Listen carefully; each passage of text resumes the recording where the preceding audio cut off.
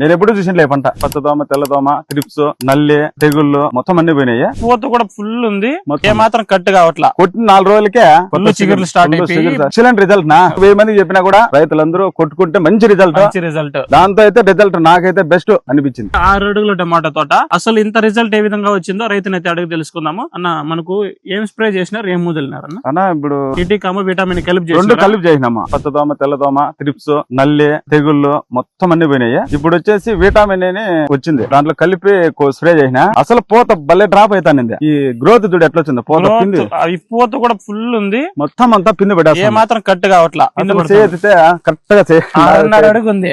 మీకు ఈ విటామిన్ కొట్టిన తర్వాత మంచి ఎక్సలెంట్ రిజల్ట్. కొట్టిన 4 రోజులకే ఫుల్ చిగుర్లు స్టార్ట్ అయిపోయి అసలు ఇప్పుడు చూడు మళ్ళా పైన వైర్ లాగల. నువ్వు హ్యాపీ నా సిటీ కాంబో విటమిన్ తో ఎక్సలెంట్ రిజల్ట్ నా 100 మందికి 1000 మందికి చెప్పినా కూడా రైతులందరూ కొట్టుకుంటే మంచి రిజల్ట్.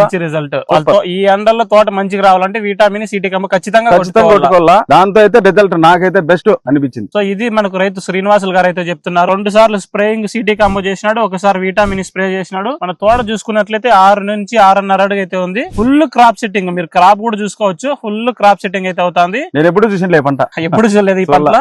ఇంతవరకు ఇంత హైట్ పెరగడం చూసిన 4 అడుగులు వాటికి. ఇవి తక్కువ రేట్ లోనే మంచి రిజల్ట్. నేనైతే హ్యాపీగా ఇబ్బంది లేకుండా వాడుతాడా.